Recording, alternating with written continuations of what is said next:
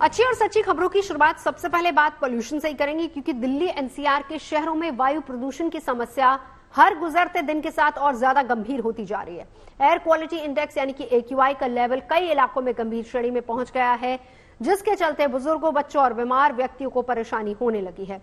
और इन हालात को देखते हुए प्रदूषण पर काबू पाने के लिए सरकार की तरफ से हर संभव प्रयास किए जा रहे हैं, लेकिन हालात में ज्यादा सुधार नजर नहीं आ रहा है। ऐसे में गुरुग्राम की एक हाउसिंग सोसाइटी ने प्रदूषण के खिलाफ लड़ाई में योगदान देने के लिए अनोखा प्रयास किया। यह प्रयास है आर्टिफिशियल रेन का। तो कैसे कराई गई आर्टिफिशियल रेन, देखिए।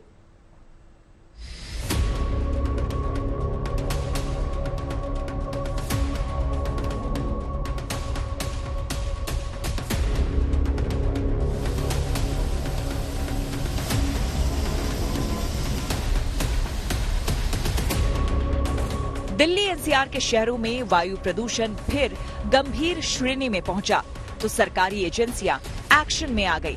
सड़कों पर वाटर स्प्रिंकलर का इस्तेमाल बढ़ा दिया गया। कंस्ट्रक्शन साइट पर पानी का छिड़काव शुरू हो गया। रेड लाइट ऑन, गाड़ी ऑफ अभियान चलाया गया। और तो और पराली जलाने वालों पर सख्ती और बढ़ा दी गई। इस तरह के न जाने कई जरूरी कदम इन दिनों उठाए जा रहे हैं ताकि बढ़ते एयर क्वालिटी इंडेक्स यानी कि AQI पर काबू पाया जा सके।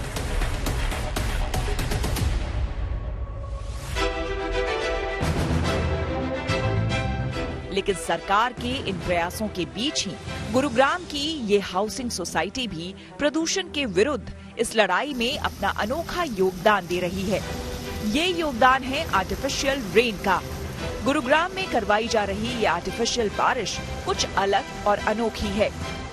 दीपावली के बाद से दिल्ली एनसीआर में पोल्यूशन ने लोगों का जीना मुहाल किया हुआ है और इस जहरीले स्मोक से, जहरीले पोल्यूशन से बचने के लिए गुरुग्राम की एक सोसाइटी ने इनिशिएटिव लिया है आर्टिफिशियल रेन का। पहले आपको तस्वीरें दिखाते हैं जरा। ये तस्वीरें आर्टिफिशियल रेन की हैं, जो कहीं ना कहीं इस जहरीले स्मोक में, जिस हवा में जहर घुला है, वहां पे कहीं ना कहीं राहत देती बूंदें ये जरूर नजर आ रही हैं। इस सोसाइटी ने यहाँ के निवासियों को राहत देने के लिए जो फायर एग्जीक्यूटर्स हैं, जो फायर की व्यवस्था होती है, अग्निशमक विभाग की व्यवस्था होती है, उसके जरिए यहाँ पे ये आर्टिफिशियल रेन का यहाँ पे ये इस्तेमाल कर रहे हैं। हम DLF प्राइमस सेक्टर 82 में रहते हैं और अभी तक पॉल्यूशन बहुत ज्यादा था। यहाँ हम सीनियर सिटीजन और चाइल्ड घूम नहीं पाते थे, और जब से ये आर्टिफिशियल रेन हुई है तब से पॉल्यूशन में काफी राहत मिली है। दरअसल गुरुग्राम के सेक्टर 82 में स्थित इस हाउसिंग सोसाइटी ने आर्टिफिशियल बारिश कराने के लिए किसी वैज्ञानिक तरीके का सहारा नहीं लिया, बल्कि सोसाइटी की इमारतों पर लगे फायर फाइटिंग सिस्टम का प्रयोग किया।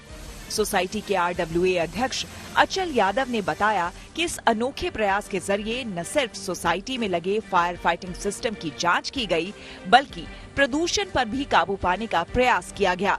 यानी इस तरीके से एक पंथ दो काज किए गए। आर्टिफिशियल रेल का हमारे RWA प्रधान हैं अचल यादव जी, उनकी तरफ से आइडिया था ये कि जी हम ऐसे किया जाए ताकि हमें थोड़ा सा पोल्यूशन में राहत मिले। तो हमारा क्या है, मंथली हम हॉस पाइप को, अपनी पाइपों को क्लीन करते हैं, पानी को सर्कुलेट करते हैं, तो जिससे क्या है पानी की वेस्टेज ना हो। पहले हम इसको रेन हार्वेस्टिंग्स में डालते थे, फायर के पाइप्स को क्लीन करते हैं क्योंकि उसमें क्या वरना रस्ट लग जाता है। तो उसी से बचाव के लिए उसी पानी को हमने स्प्रिंकलर की तरह यूज किया, आर्टिफिशियल रेन की तरह। इससे दो काम हो गए हमारे। एक तो हमारी ड्रेन लाइन क्लीन हो गई है, पाइपलाइन क्लीन हो गई है, दूसरा यहाँ से पोल्यूशन कम हुआ है। जो रेजिडेंटों से फीडबैक आ रहा है, सीनियर सिटीजनों से और बच्चों से, कि जी पहले वो घूमते नहीं थे, हमने देखा, ऑब्जर्व किया, हमने पूछा मॉर्निंग वॉक, इवनिंग वॉक के लिए।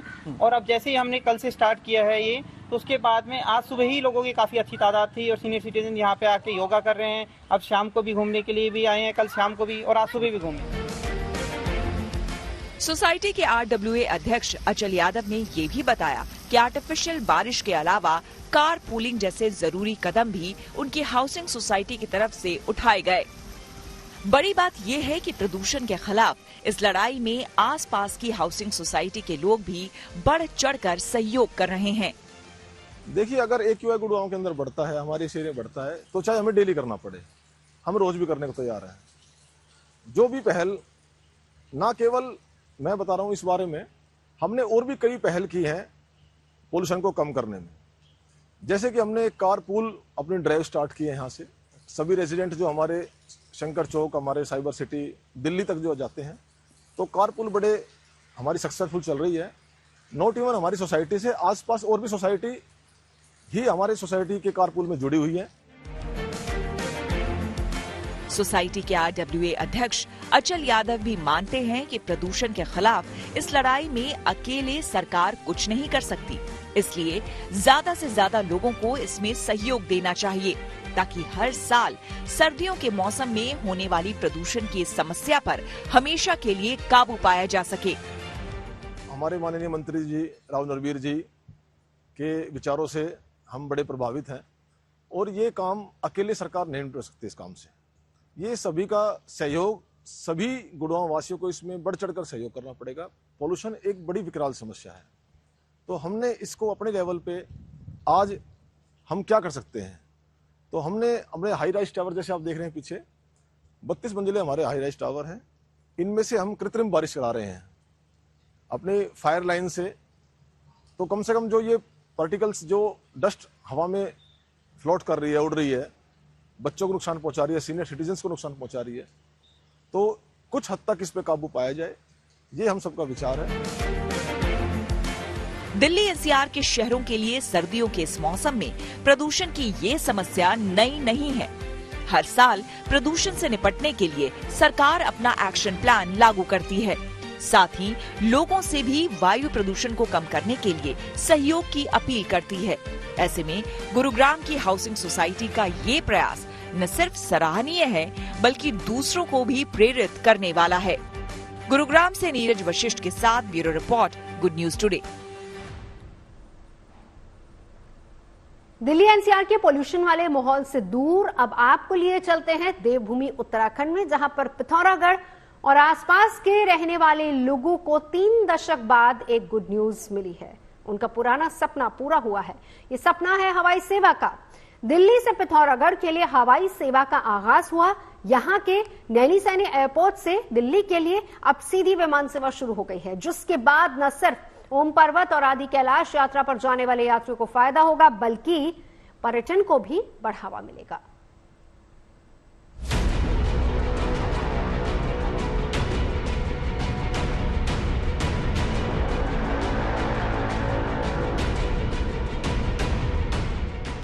पिथौरागढ़ के लोगों के चेहरों पर यह मुस्कान सपना पूरे होने जैसा है। उनकी यह खुशी करीब 3 दशक के लंबे इंतजार के बाद आई है। लिहाजा फूल मालाएं पहनाई जा रही हैं, मिठाई खिलाई जा रही है और सेल्फी लेकर इस पल को संजोया जा रहा है। अब घंटों की दूरी सिमटकर मिनटों में तब्दील हो गई है। जो हमारे 14 घंटे लग रहे थे, आज उस घंटे को हम 1.5 घंटे पे ले आए हैं। इससे बड़ी बात हमारे लिए कुछ हो ही नहीं सकती है कि हम फंसते फंसाते आते थे, टैक्सी से अरेंज करते थे, भाई हमें स्वाला से निकल पाएंगे नहीं निकल नहीं पाएंगे, बट हम अब 1.5 घंटे में पहुंच रहे हैं।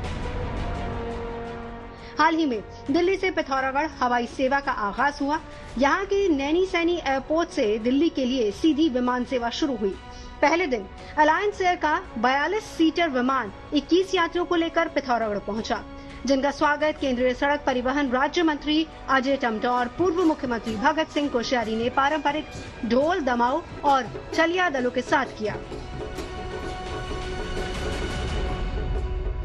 आज हमारे सीमांत जिले के लिए ये अत्यंत आनंद का हर्ष विषय है और मेरे लिए तो बहुत आनंद का विषय इसलिए है कि मैं कल ही 18,000 फीट की ऊंचाई में चढ़ के भगवान शिव जी के दर्शन, कैलाश के दर्शन करने आया हूँ और आज ये पुण्य दिन देखने को मिला है। हमारा देहरादून के लिए हमारा एक्टिव फ्लाइट चल रही है।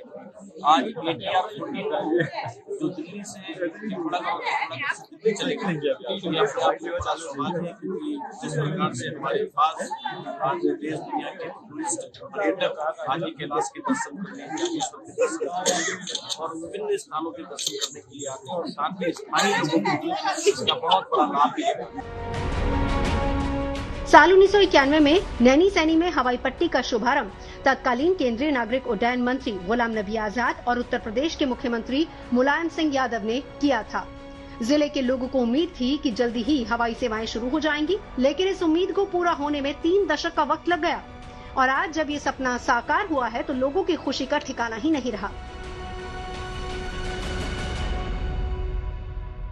जहाँ बार 13 घंटे लगते थे, आज 1 घंटे में हम पहुँच गए हैं और जिस तरीके से मतलब आज अनुभव हुआ है बहुत बढ़िया, हमारे पिथौरागढ़ वासियों के लिए बहुत अच्छा एक अवसर है। बहुत अच्छा लगा और इस चीज का इंतजार हम कई सालों से कर रहे थे और इवन हम लोगों ने यहाँ पर 1-2 प्रोजेक्ट भी चालू किए और सिर्फ एक ही कंसिडरेशन हम लोगों को बहुत दिक्कत दे रही थी कि आने जाने में बहुत टाइम लगता था। हम लोग बहुत टाइम से प्लान कर रहे थे कि कुछ ऐसा हो कि हम जल्दी आ जा सके, सो दैट फ्रीक्वेंट विजिट करने से हम लोगों का बिजनेस और हम लोगों का जो यहाँ पहाड़ के प्रति प्रेम है वो आ सके। अब की बार मतलब मैं 3 महीने पहले अपनी गाड़ी से भी आया था, तो भी मतलब फिर भी इतनी परेशानी होती है कि 14-15 घंटे बीच में रुकना, बच्चों के साथ आना, बट इट्स ए प्लेजेंट रहा और फ्लाइट भी बहुत कूलली ले गया है। पहाड़ों को मैदानी इलाकों से कनेक्ट करने की कवायद पिछले कुछ सालों से जारी है। पहाड़ों में मजबूत सड़कों का जाल बिछाया जा रहा है, तो साथ ही हेली सर्विस का दायरा भी धीरे धीरे बढ़ाया जा रहा है। इसी कड़ी में अब दिल्ली से पिथौरागढ़ हेली सर्विस की शुरुआत हुई है। पिथौरागढ़ से दिल्ली तक सफर 490 किलोमीटर का है, लेकिन अब यही थकान भरा सफर हवाई यात्रा के जरिए महज 1.25 घंटे यानी कि 1 घंटा 25 मिनट में पूरा हो जाएगा। पहले दिल्ली से पिथौरागढ़ के लिए सड़क से टैक्सी का सफर 12 से 14 घंटे का हुआ करता था, तो वहीं रोडवेज बसें 18 से 20 घंटे का वक्त लिया करती थी। लेकिन अब दिल्ली से पिथौरागढ़ की ये दूरी बेहद कम हो गई है, यानी अब यात्री पिथौरागढ़ में नाश्ता करेंगे तो दिल्ली में उनका लंच होगा। जाहिर है कि पिछले 1-2 दशक से सरकार की देश में पहाड़ी राज्यों को मैदानी इलाकों से जोड़ने की जो योजना रही है, उस पर काफी तेजी से काम किया जा रहा है। पहाड़ों को मैदानों से कनेक्ट करने का फायदा भी होता नजर आ रहा है। पहाड़ में इस हवाई सर्विस का फायदा सुदूर इलाकों में रह रहे उन लोगों को भी मिल रहा है जो लंबी यात्रा के चलते बीमारी या फिर किसी और आपातकालीन स्थिति में बड़े शहरों का रुख करने से भी हिचकते हैं, खासकर जब किसी बीमार व्यक्ति को दिल्ली ले जाना होता था। लेकिन अब ऐसी स्थिति में बीमार व्यक्ति को बेहद आसानी से दिल्ली इलाज के लिए लाया जा सकता है। फ्रीक्वेंट हमारा जर्नी थी और हमें टैक्सी से लेके ही आना था, बट अब बहुत खुशी की बात है, चालू हो गया है। अब हम जैसे मेरा कल रात को इंस्टेंट प्लान बना और हम तुरंत से आज दिन में पहुंच गए। यही नहीं, इस हेली सर्विस के जरिए स्थानीय व्यापारी भी महज 2 दिनों में दिल्ली जैसे बड़े शहरों से खरीदारी कर आसानी से अपने घर लौट सकते हैं। पिथौरागढ़ से दिल्ली के लिए हवाई सेवा शुरू हो जाने से ओम पर्वत आदि कैलाश दर्शन के लिए आने वाले श्रद्धालुओं की तादाद भी बढ़ेगी। सफर लंबा होने के कारण अभी बहुत ज्यादा श्रद्धालु पिथौरागढ़ नहीं पहुंच पा रहे हैं। दिल्ली से अब यात्री विमान के जरिए 1.25 घंटे में पिथौरागढ़ पहुंच जाएंगे और वहां से महज 20 मिनट में गुंजी पहुंचा जा सकता है। इस एयर कनेक्टिविटी के चलते निकट भविष्य में पिथौरागढ़ में पर्यटन कारोबार में बड़ा उछाल आने की भी उम्मीद है। पिथौरागढ़ से राकेश पद के साथ bureau report, good news today. और अब आपको लिए चलते हैं उत्तराखंड के पड़ोसी राज्य उत्तर प्रदेश, जहां पर राज्य महिला आयोग की फैसला इन दिनों चर्चा का विषय बना हुआ। दरअसल 28 अक्टूबर को यूपी महिला आयोग की एक बैठक हुई, जिसमें महिलाओं की सुरक्षा को देखते हुए कई अहम फैसले लिए गए और अब इस फैसले को लागू करने के लिए आयोग ने राज्य के सभी जिले के डीएम और एसपी को आदेश जारी कर दिया है। अब इन फैसलों में क्या क्या चीजें हैं वो भी हम आपको बताते हैं। यूपी महिला आयोग के इस आदेश में कहा गया है कि पुरुष टेलर महिलाओं का नाप नहीं ले सकेंगे, यानी कि महिलाओं का नाप लेने के लिए महिला दर्जी को रखना जरूरी होगा।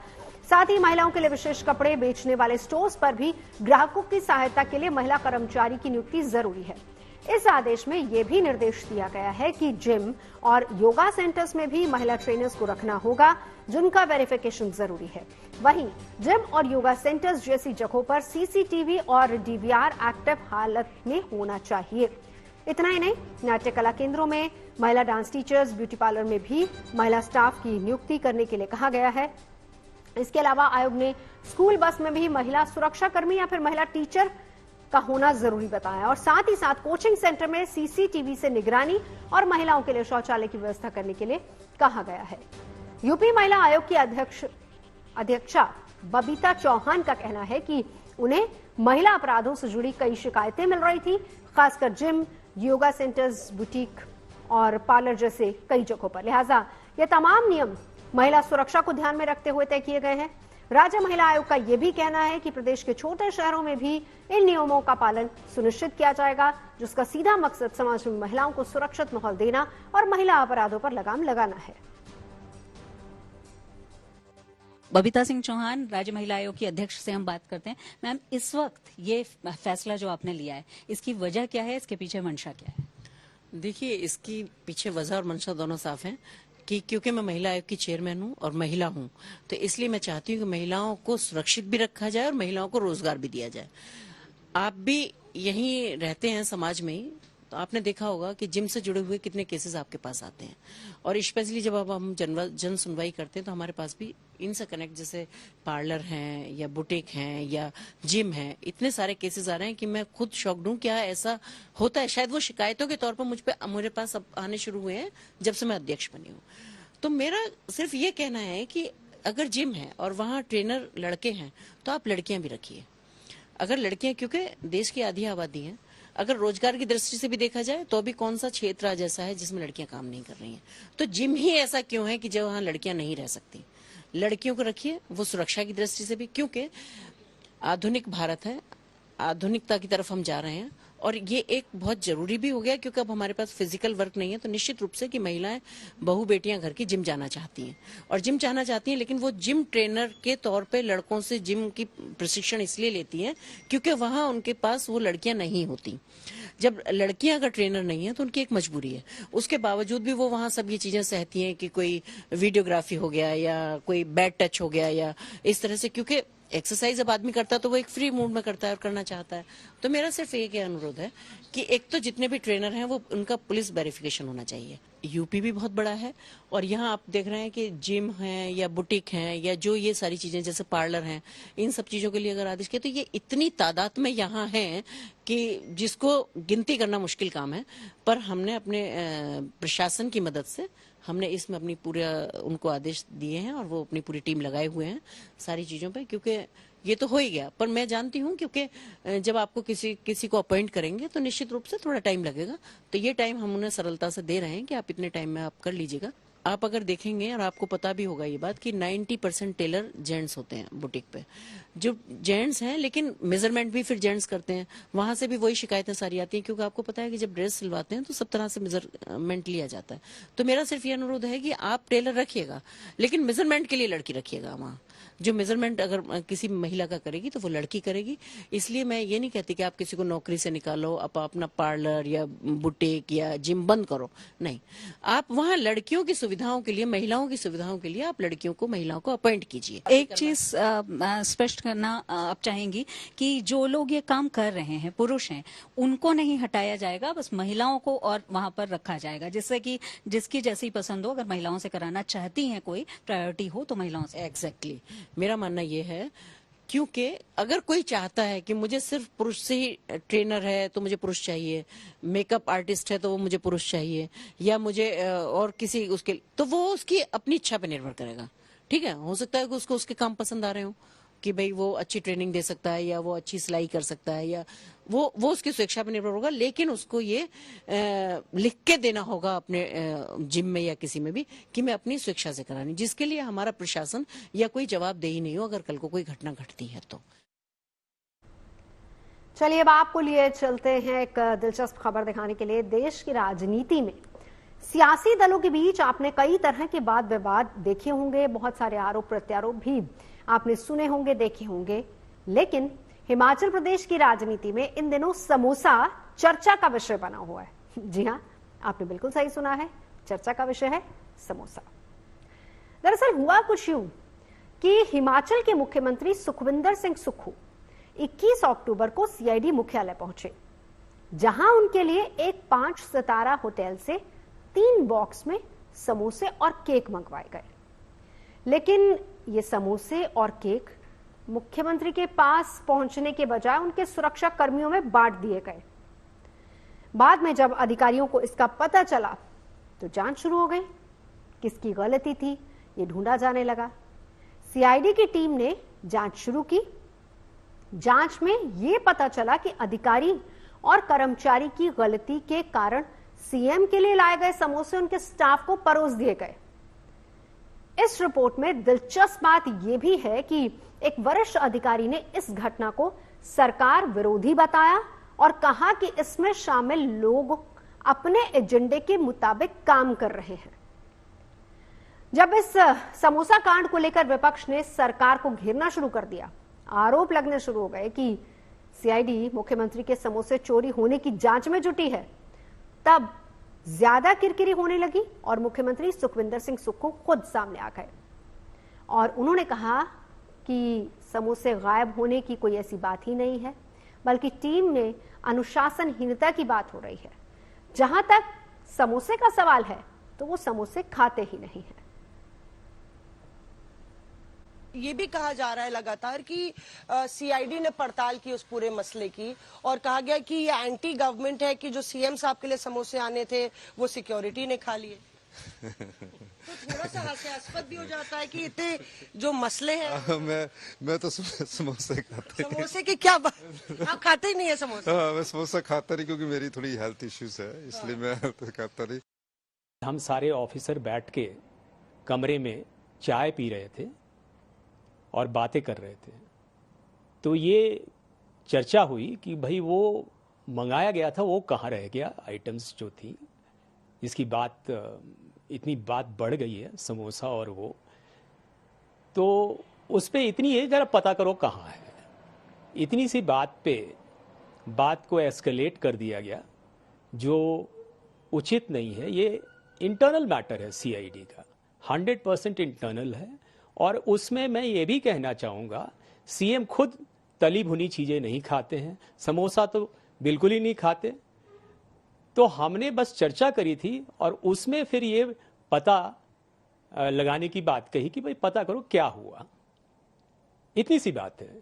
और ये बिल्कुल ही कंप्लीटली इंटरनल सीआईडी के मैटर है। इसको मेरी करबद्ध प्रार्थना है मीडिया से और बाकी लोगों से भी कि इसको पॉलिटिसाइज ना किया जाए और इस छोटी सी बात के लिए किसी और को टारगेट ना बनाया जाए। और अब बात दुनिया के सबसे बड़े मेले यानी कि कुंभ मेले की। इस बार प्रयागराज महाकुंभ में पहुंचने वाले श्रद्धालु को कोई परेशानी न हो, इसके लिए यूपी सरकार जमीनी स्तर पर कोई कोर कसर नहीं छोड़ रही है। इस तरह की व्यवस्था तो दुरुस्त करने का काम किया जा रहा है। अब प्रयागराज में स्थानीय लोगों को अपने मकान में पेइंग गेस्ट फैसिलिटी शुरू करने की कवायद भी शुरू हो गई है और लोगों को प्रोत्साहित भी किया जा रहा है ताकि श्रद्धालुओं को घर जैसा माहौल मिल पाए।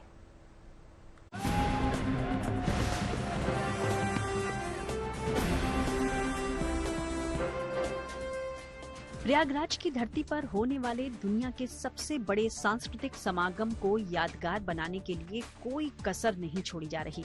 ऐसे में देश विदेश से आने वाले श्रद्धालुओं की मेहमान नवाजी खास तौर से सरकार की सर्वोच्च प्राथमिकता है। जैसे जैसे महाकुंभ की घड़ी नजदीक आ रही है, वैसे वैसे तैयारियां भी जोर पकड़ रही हैं। खास तौर से तीर्थ यात्रियों की सुख सुविधा का पूरा ख्याल रखते हुए स्थानीय लोगों को अपने मकान के अंदर पेइंग गेस्ट फैसिलिटी शुरू करने के लिए भी प्रोत्साहित किया जा रहा है ताकि श्रद्धालुओं को घर जैसा माहौल मिल पाए।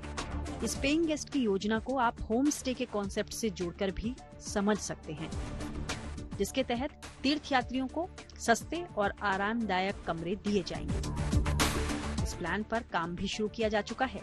क्षेत्रीय पर्यटन विभाग के अनुसार स्थानीय निवासियों को अपने घरों को पेइंग गेस्ट सुविधा के रूप में पंजीकृत कराने के लिए प्रेरित किया जा रहा है। इसके तहत निवासियों को आने वाले मेहमानों की खातिरदारी, अच्छा व्यवहार और बेस्ट क्लीनिंग की ट्रेनिंग दी जा रही है।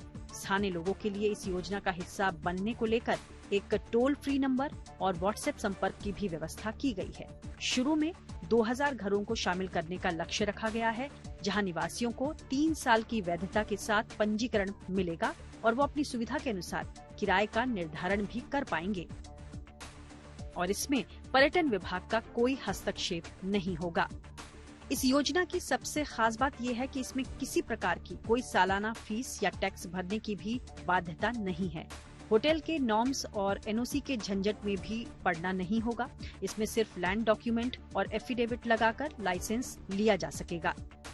फिलहाल 50 घर पंजीकृत किए जा चुके हैं और कई प्रक्रिया में हैं। वहीं तीर्थ यात्रियों को लाइसेंस प्राप्त पेइंग गेस्ट सुविधाओं की लिस्ट मेला प्रशासन की वेबसाइट और ऐप पर उपलब्ध कराई जाएगी, जिससे ऐसे घरों को खोजना आसान होगा। महाकुंभ में इस बार देश विदेश से लगभग 40 करोड़ श्रद्धालुओं के पहुंचने की उम्मीद है। मेला क्षेत्र में श्रद्धालुओं को कोई परेशानी न हो, इसलिए प्रशासनिक मशीनरी भी संगम नगरी के मेला क्षेत्र में स्वच्छता को सर्वोच्च प्राथमिकता में रख रही है, जिसके तहत इस बार 1.5 लाख टॉयलेट्स बनाए जा रहे हैं ताकि स्वच्छता और सुविधा की हाई क्वालिटी बनाई जा सके। इन टॉयलेट्स को 15 दिसंबर तक पूरी तरह से तैयार करने का लक्ष्य है, जिनकी साफ सफाई के लिए जेट स्प्रे सिस्टम और सुरक्षा के लिए QR कोड आधारित मॉनिटरिंग सिस्टम लगेगा। इस प्रोजेक्ट में 55 वेंडर जुड़े हुए हैं जो मेला क्षेत्र में टॉयलेट और यूरिनल सुविधा देंगे। फिलहाल तो मकर संक्रांति और मौनी अमावस्या जैसे प्रमुख स्नान पर्वों के दौरान लाखों श्रद्धालुओं के आने की संभावना है, इसलिए प्रशासन ने 49,000 सोक पिट टॉयलेट्स, 12,000 FRP टॉयलेट्स और 350 मोबाइल टॉयलेट्स भी उपलब्ध कराने का फैसला लिया है। जाहिर है इन सारी कवायदों का मकसद महाकुंभ को सफल, आरामदायक और यादगार आयोजन बनाने का है। जहां 1.5 लाख टॉयलेट्स के जरिए महाकुंभ परिसर में स्वच्छता को प्राथमिकता देने पर जोर दिया जा रहा है, तो वहीं आने वाले श्रद्धालुओं को महंगे होटल से छुटकारा दिलाने के साथ ही उन्हें कम कीमतों पर बेहतर सुविधाओं वाले पेइंग गेस्ट की भी सुविधा दी जा रही है। और इन सभी कवायदों से स्थानीय लोगों की आय के साधन के रूप में इजाफा होने की उम्मीद है। Bureau report, good news today. खबरें सच्ची होनी चाहिए, अच्छी खुद ब खुद लगती हैं। Navjot Randhawa signing off. आप सुनते रहिए गुड न्यूज, देखते रहिए गुड न्यूज टुडे।